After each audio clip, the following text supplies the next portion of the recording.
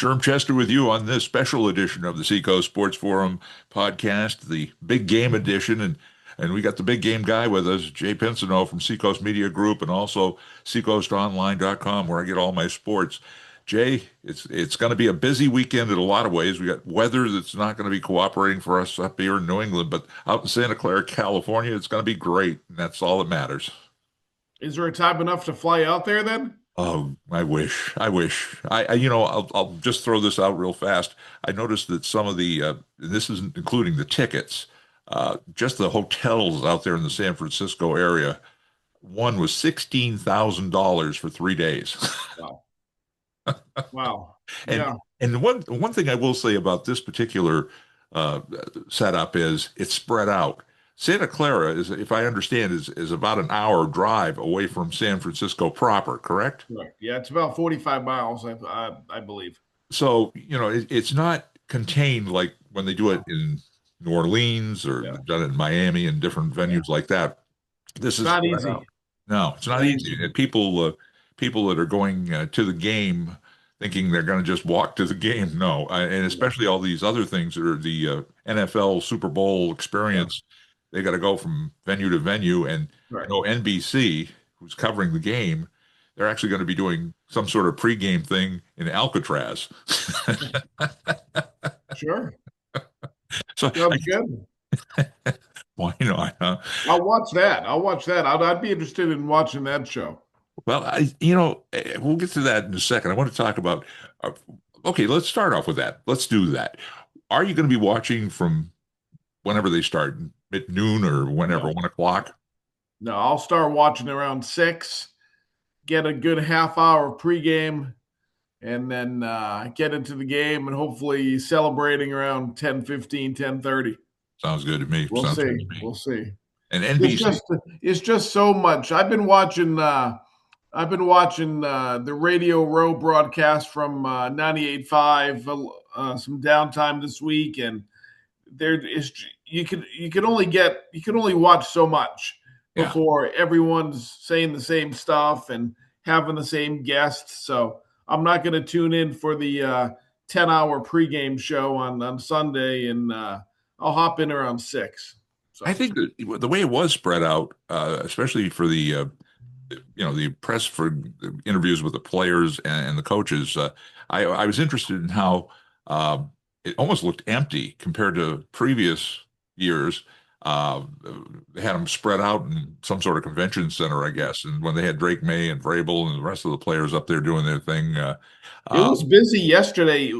Yesterday I watched the Felger and Maz in the afternoon, and it was a lot more people there yesterday during that 2 to 6 time slot than earlier in the week during the 10 to 2. Or I think a lot more people are now in town just walking around and trying to see who they can see and um, just milling about. But there were a lot more people yesterday, considerably more people yesterday walking around behind the sets of all the different radio stations going on. I think you and I should get a spot there next year. hey, Mike Cronin from Channel 9, Yeah, WMUR in Manchester, he's been yeah. out there all week long doing Oh, his I've thing. texted him a couple times saying, "Don't work too hard."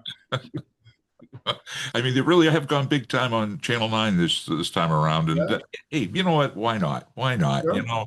It's No, they should be there. They it should should. be there. Exactly, exactly. I think the one that kind of regrets he has been doing some stuff locally in the at the station is Jamie Staten, the former Yeah. sports broadcaster there. So, but he's been doing some of the stuff back home here at the ranch. Um, before we get into the game itself, I want to let people know, and I did mention it in the podcast, and we spoke about it the last time. You had a special article about a special gentleman that will be at Super Bowl 60. Yeah, Don Chrisman from Kennebunk, Maine. He'll be 90 on May 15th of this year, and he will be attending his 60th and what he says his final Super Bowl. He says this is it. He says he said that a few times before. There's him, two other members of the Never Miss a Super Bowl Club, And then he believes there's also a photographer that has been to every Super Bowl. So he says this is it. He's going to enjoy it, and he's predicting a seventh New England Patriots Super Bowl. And he's had some health issues dating back to last summer. He really didn't think he was going to be able to go this year. His health got a little better, and then the Patriots started winning. So he said, if the Patriots are there, I'm feeling better. I need to go out one final time to hopefully go out on a high note and see the Patriots win again. So God love him, and I hope he gets what he wants, a nice win from the Patriots, and the way to end it, the way to come yeah, back and say, hey, I've done it. yeah. 60, that's a nice round number, and then let the next generation take it on. See He's, how he said 30 was a nice round number when he was going to tap out at 30, but then the Patriots went to Super Bowl 31. So that's when he began to start going back on his word, I guess, on he was done. And then the Patriots had that long run there when it seemed to be in it every year. So, yeah, so 60 is a nice round number. And he got a lot. When I spoke to him for about an hour at his daughter's home in Kennebunk, and we talked about all the different stories that he's had and all the people that he's met, and he got very emotional, recalling a lot of the 59 Super Bowls that he's been to before. well, it's kind of cool that the NFL, as you mentioned before, and it's in the article that he's been featured along with the other guys on pregame shows in the past, Yes. and the NFL, realizes this is a good thing. Feature a group of guys, in particular Don and his friends that have been dedicated to the cause for 60 seasons now. Yeah. Yeah, they're getting a little frustrated with the NFL, though. They said the NFL picked up the entire tab, hotel, airfare, tickets for Super Bowl 50, which was in was that Super Bowl 50? Was that San Fran? I think that was San Fran Super Bowl 50. I believe so, yeah. But I thought it was they paid for the tab for that year. I thought it was the one where it was played in New York, but I must be wrong. But he said other than that one year of Super Bowl 50 that the NFL picked up the tab, they basically don't do anything. They offer them the opportunity to get tickets, but they said that they really have not enjoyed. Well, I shouldn't say that. They've been frustrated with the NFL and what they've been able to do for them in the past 10 years. So, As if they don't have the money. I guess you would think that the NFL could cough up 2 tickets for each of the 3 members. Come on, it's only 6 seats. They did that one year. They have not done that since. And I believe he didn't give me an exact price because he didn't want his wife to find out how much the tickets were. But he pays for all the tickets himself, but he gets them at cost. But still, cost is he said it was over $3,000. Whoa! So it's getting expensive, and you would think these guys who have they're known across the country. They were featured in a Visa commercial back in I think Super Bowl 45. You would think the NFL being a cash cow would throw these 3 guys now in their late 80s, early 90s, a couple tickets at the Super Bowl every year, but that's not the case. Well, that's interesting. I assumed that I know you in your article you said that they gave them access to some seats, but they had Correct. to pay for them. I did not Correct. realize that. Yeah.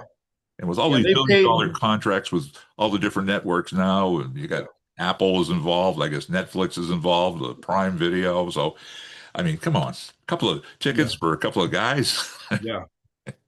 and it's a great advertising. Uh, Yeah.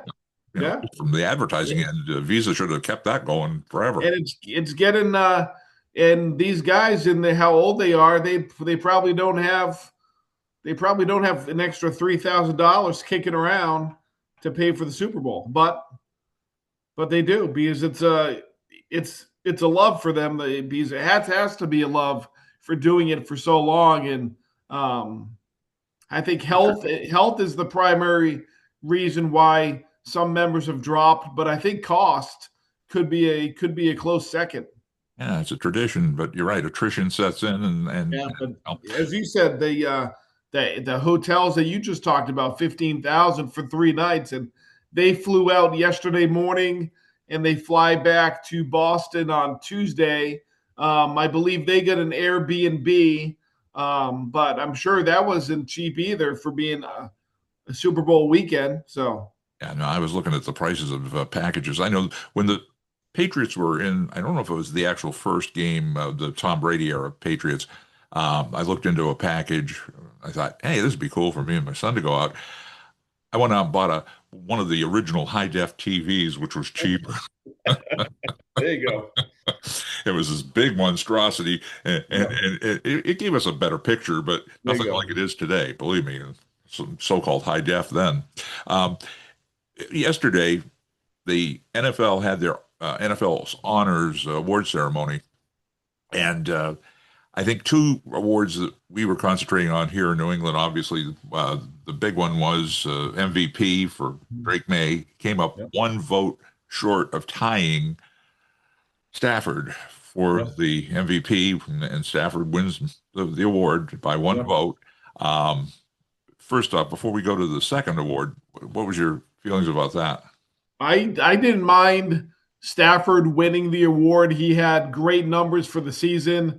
What I kind of laugh at is the writer who threw his vote at Justin Herbert, who he got one vote. I think Josh Allen got two votes, but I think you can make a case maybe for Josh Allen, but Justin Herbert being warranted of an Yeah. NFL MVP, and I believe the writer he outed himself last night, saying I'm the one who voted for Justin Herbert. Some guy named Sam Monson or Munson, and he was tweeting out last night, I'm the one, and he was giving his explanation why Justin Herbert got his vote, and he was saying that he had the worst offensive line in the NFL this season, and he still put up very solid numbers, and he thought that warranted his an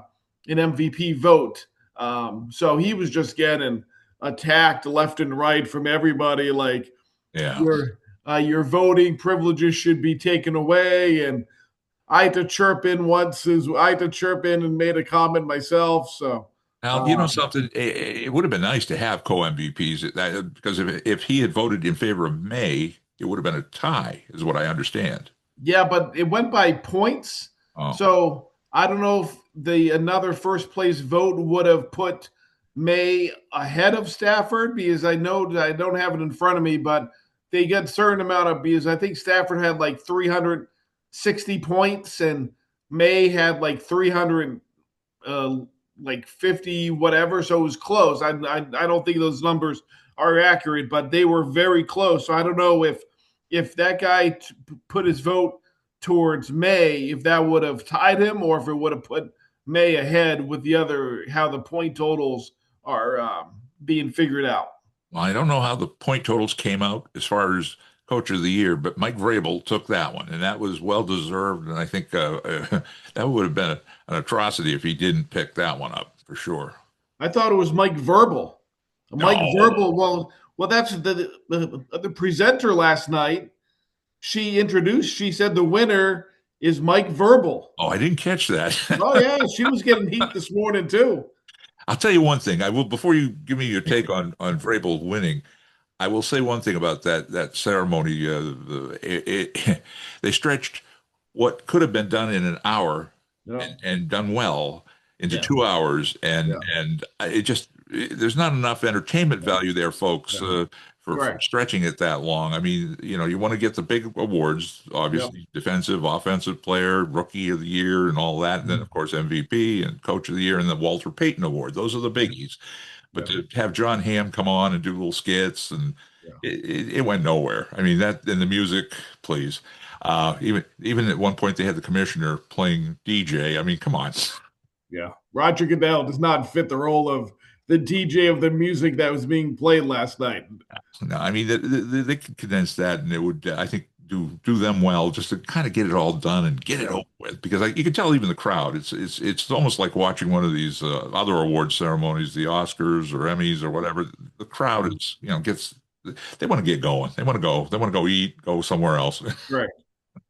Well, Yeah. anyway, back to Vrabel. Um, I yeah, I thought he was the I thought he should win. I may have won a couple of dollars on DraftKings with him being my choice for coach of the year. I started putting some money on him back in maybe like October, November, a couple bucks here and there, and I thought because he took a 4-13 team that has struggled in the last 6 years, and no one expected anything out of them this year, and he took them to the Super Bowl. I think he was very deserving to get the to get the Coach of the Year. I thought other contenders could have been Mike McDonald, the Seattle head coach. I think he was worthy of getting votes. I think Kyle Shanahan was worthy of getting some votes with getting the 49ers to the NFC divisional round with all the injuries that they had to deal with this year to a lot of key players. I thought Ben Johnson of the Chicago Bears was deserving of some Coach of the Year votes, but and I thought at the beginning of the year the Shane Steichen from the Colts was worthy of getting some notice for Coach of the Year. I think he had the Colts at either 7-0 or 8-1, but I think they got it right. I think Vrabel was the correct choice and deserving choice, and that's good. I think it's well represented. And then Josh McDaniel was named assistant coach of the year as well, so that was good. That was a good thing too, and it was nice to see when they announced the Hall of Fame winners, the inductees, that Adam Vinatieri was one of them, a former Patriot, and of course Indianapolis Colts kicker. I think we'll always remember him for that kick against the Raiders in the snow. That one goes down forever. What I fully agree with Vinatieri getting into the Hall of Fame. However, I don't think he should have been presented in a Colts uniform. I think anyone who knows Adam Vinatieri remembers his time with the Patriots Yeah, more so than the Colts. exactly. So I think that was another dig from the NFL to the Patriots of having Well, Vinatieri in his Colts uniform. I think the biggest dig, and we've spoke about this in our previous podcast, the snubbing of Bill Belichick. We talked about that. The one that got me was he was nominated but didn't get the vote was Bob Kraft. I mean, why do you pick on a guy who's done nothing but good for the NFL and in particular for the Patriots, obviously? But I mean, you've got these teams that are owned by conglomerates, owners that are, well, probably the only one right off the top of my head is Jerry Jones, down in Dallas. That just, but most of them are just, there for the short haul. A good example. I mean, how would you feel if you were the Seattle Seahawks going into the big game and you've been told you're already on the market for next year? Yeah. Yeah. It's like Bill Parcells when he went to the Super Correct. Bowl with the Patriots Yeah. against the Green Bay Packers, saying, "I'm done after this game, folks." I think the Parcells situation was worse because Yeah. he was the head coach of the team, and how much effort was he putting into that week with the Patriots when everyone knew that he was gone right after that game? And I don't think he even flew back on the team plane. I think he Oh, traveled himself. he took off. Yeah. Yeah. I mean, I just feel bad for Bob Kraft that, um, he's done all he can for the team, and there was politics involved, and I don't know why, but there's a national hatred for the Patriots because they've been so successful. But then yet, I never took it against the Pittsburgh Steelers. I when I was growing up, Terry Mhm. Bradshaw was TV 12. Yeah. And then you go on and you had the success of the San Francisco 49ers. I mean, I don't get why there's this like kind of love-hate relationship with the media and also fans for the Patriots. I don't know. Well, Belichick didn't do himself any favors the way he treated everybody. Well, that's true. Um, We said that in our the previous. Yeah. Spygate did not help at all. Whether you believe in that or not, just the threat of Spygate and what they may have done. Um, then the deflate gate, I think is they just the Patriots did not put themselves in a good position to get admiration from people outside of the 6 New England states, and I think that's why there's uh, um, a lot of people who dislike the Patriots. But you know what? Those people can hate us for a lot more coming up, because I think with this team that they have, and Mays in the second year and Vrabel just getting here, I think the Patriots are going to be around, and the hate is going to continue. No, it's sad. I mean, and it's a likable team. I mean, watching those press conferences with the players. Uh, I mean, Vrabel handles himself well as opposed to Belichick, who was like it was like pulling teeth to get him to comment on anything. If he just put up with it, that was all it was. Putting up with it. Vrabel was outgoing and enjoying it. I think as much as you can. Drake May, same thing. I mean, he's a good kid. That's why I'm really pulling for this team to pull off Yeah. that win because it's a likable team. Yep. He's a likable kid. Rabel's the coach that's coaching. He's actually coaching. He's with that team. He's not just there for a paycheck and X's and O's. He's really Mhm. into it. So He is, yeah. yeah. So I'm hoping that we see good things happening. Before we get to scores or any of that, I want to ask you a couple of quickies. Halftime, you're going to be watching Bad Bunny? No, No, no. I've I'll been be taking. getting a drink. I'll be getting some food. I'll be checking my bets and maybe what I should be betting on in the second half. Oh, there you Bad go. Bunny will not be a part of my halftime viewing whatsoever. Well, I I couldn't understand. name one song that he does. I don't know. I'm here. I wouldn't know anything about him, and it's not going to change at all this weekend. So The other thing I wanted to ask you about is you mentioned propositions, and are there any interesting propositions that you've seen on the boards, like the coin toss and all that, the how long it's going to take for the national anthem and whatever? I was listening. I was out doing some errands this morning, and the one I was listening to Zolak and Bertrand, and the prop that they were very much saying this is the prop bet was the over on the national anthem, which I think was 119, but I can't find it anywhere because Oh, they were saying that this guy, I don't even know who's singing the national anthem, but it's always been a lifelong dream of his, and his favorite two Super Bowl renditions for the national anthem was performed by Whitney Houston, and I can't remember who the second one was, but those two were very long, and Zolak was saying, "Well, this guy's been wanting to do the Super Bowl national anthem his whole life. He's gotta draw it out and just milk it for whatever it's worth." So he make it said, his. if you can find it somewhere, I wasn't able to find it on DraftKings, but I think they said a minute 19, and they said that was their best prop bet of the year, was the over on that. Me personally, I think I think Diggs is at over. I think it's 4.5 catches. I had him at the over. I had Hunter Henry. He was 3.5 catches. I had him at the over.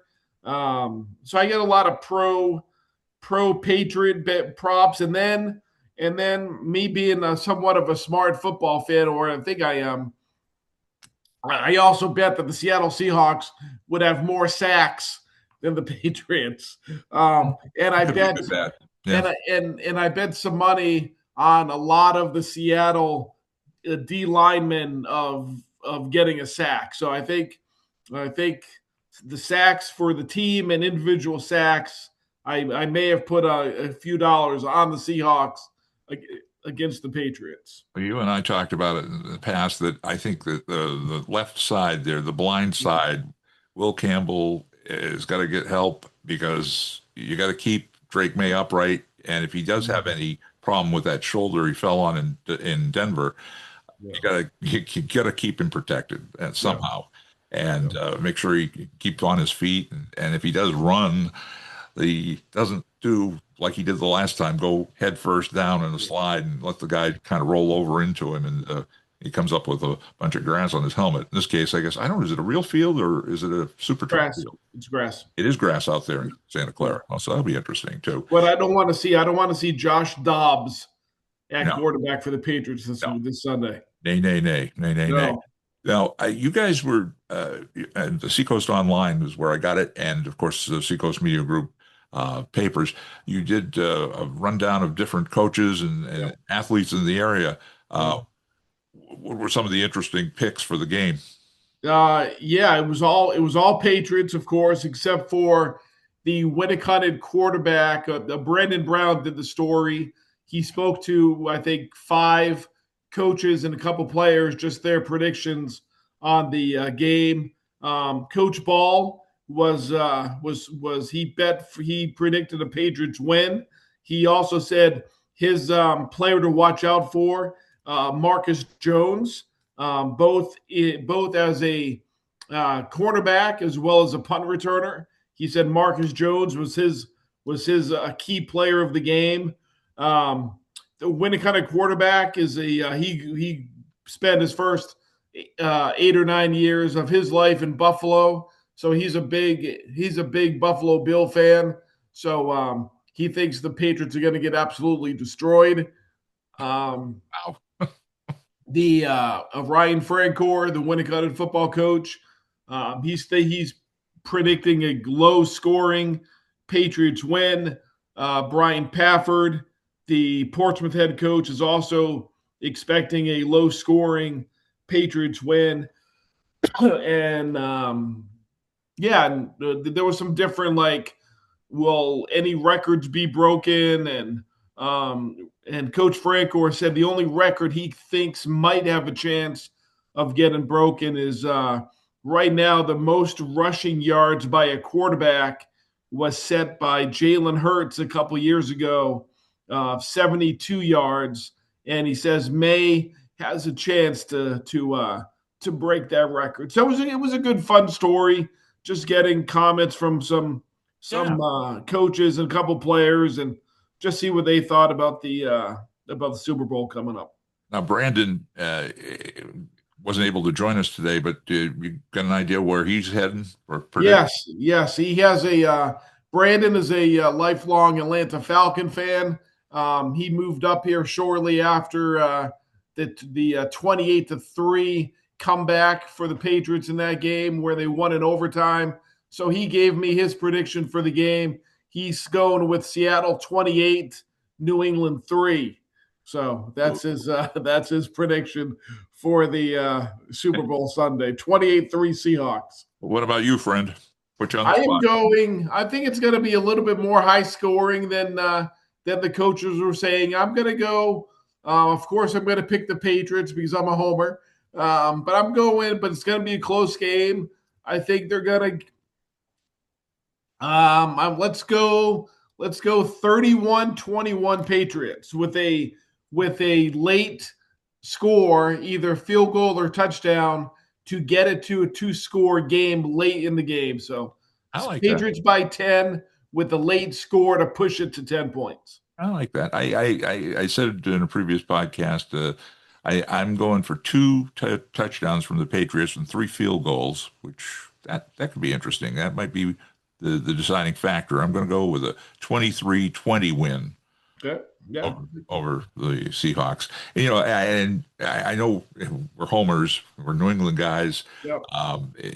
but Seattle has a great team. I mean, that's a good matchup. The Patriots have faced 3 top 5 defenses in the playoffs, with the Chargers being 5, Houston number 1, and I think Denver was 3, and I think Seattle is 2. but I think this Seattle defense could be better than the defense that the Patriots faced in the divisional round at home against Houston. And um, Seattle, even with Sam Darnold at quarterback, I believe has a much better offense than the Houston Texans have.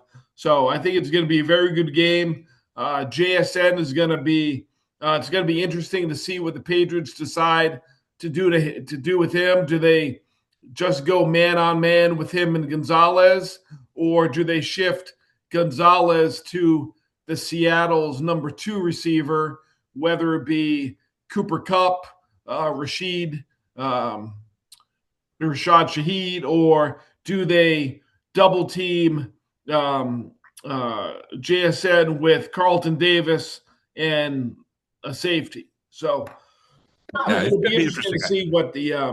Patriots do against Smith Najigba And on Sunday. I think that you brought up a lot of good points there. And the thing about the Patriots this particular season that impresses me, I mean, in the past, I know we had Josh McDaniels with Tom Brady, and that was a focus, and Belichick knew his X's and O's. But I think this team, we're not. It's not focusing on a Tom Brady. I mean, yeah, Drake May, obviously, but it's not just the media focus on him. You've got a lot of players that have to do their job. Yep. Okay, as Vrabel likes to call them warriors, do their Yep. job, and good things could happen. And it's been a likable team, a surprise team. During all this pregame stuff, somebody's going to call them Cinderella or the Yep. Cinderella team, and is it going Easy to end? schedule, and they don't belong Yeah, there. And yeah. And I think it just everything clicked. And call it karma, whatever you want to. And the only one I felt bad for was Bob Kraft. I mean, I would have liked to have seen him go into the Hall of Fame this year and then cap it off with yep. a record-breaking seventh Lombardi trophy. That would have been fitting. But hey, just to get that win right now, I think he'll be happy just to get that Lombardi trophy. A 7th Lombardi trophy would be a nice consolation prize of not getting to the Hall of Fame. And I was just going to say the one thing we talked about it in a previous podcast that in USA Today, your home base for Gannett, is it Gannett or Gannett? Yeah. Gannett. Gannett. Yep. Gannett has the USA Today ad meter campaign, which I'm part of. I've been on it for, I don't know, years now. And we get to pre-screen the ads that'll be playing during the Super Bowl and give them points. And then come Monday morning, you'll find out what ad is number one, what pushed all the buttons for everybody across America. There's a lot of, I've seen about 30 of them already. And my number one, I will tell you up front, Budweiser has it right now. There could be somebody coming out of the woodwork, and Budweiser in particular has some really funny ads coming up along with the sentimental Budweiser ad. So we shall see what comes out on the USA Today ad meter. Then, and people can go to Seacoast Online and get the information on how they could sign up to be in the ad meter campaign. It'd be no more than I do. This is the first I've heard of the USA Today ad meter. I'll be interesting to look out for the Budweiser ones. And last but not least, I'm just going to say NBC, the home of Super Bowl 60. They're going to be doing double duty this weekend. They got a busy plate of sporting events between the Olympics and the Super Bowl.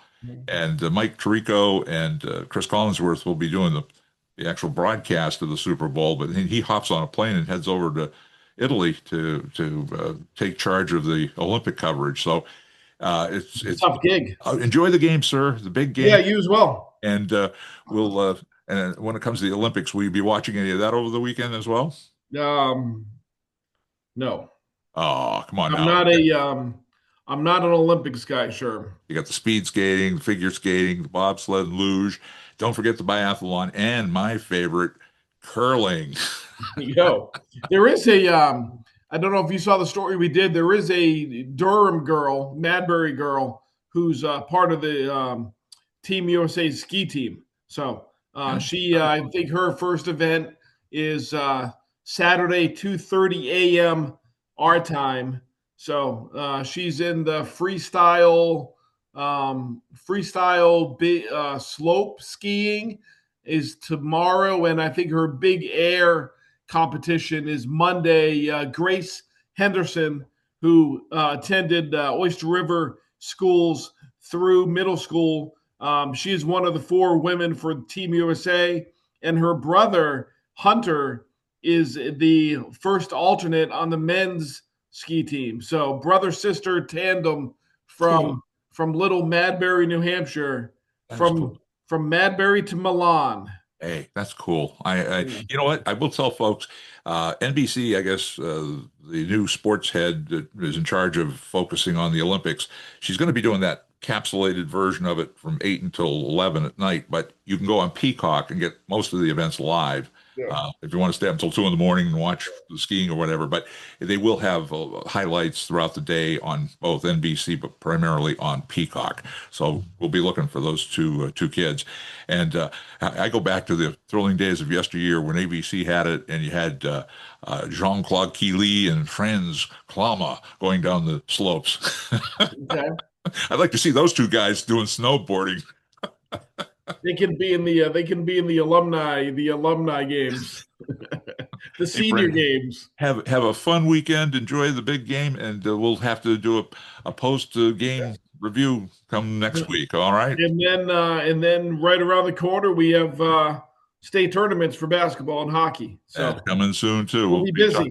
We got a lot of sport and spring training coming up for the Red Sox, and we'll be getting hopefully Dave O'Brien on with us soon Yeah, that'll to be good. talk with him about what's going on down there in the spring training, and so that'll be fun to get Dave on again.